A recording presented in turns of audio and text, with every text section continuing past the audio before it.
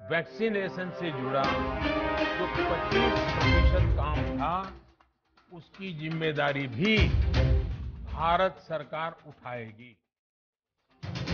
ये व्यवस्था आने वाले 2 सप्ताह में लागू की जाएगी।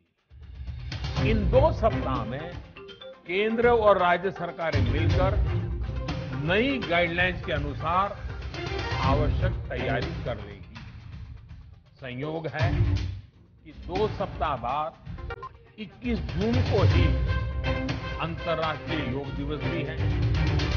21 जून सोमवार से देश के हर राज्य में 18 वर्ष से ऊपर की उम्र के सभी नागरिकों के लिए भारत सरकार राज्यों को मुफ्त वैक्सीन मुहैया कराएगी। वैक्सीन निर्माताओं से कुल वैक्सीन उत्पादन का 75% हिस्सा भारत सरकार खुद ही खरीदकर राज्य सरकारों को मुफ्त देगी। यानी देश की किसी भी राज्य सरकार को वैक्सीन पर कुछ भी खर्च नहीं करना होगा। अब तक देश के करोड़ों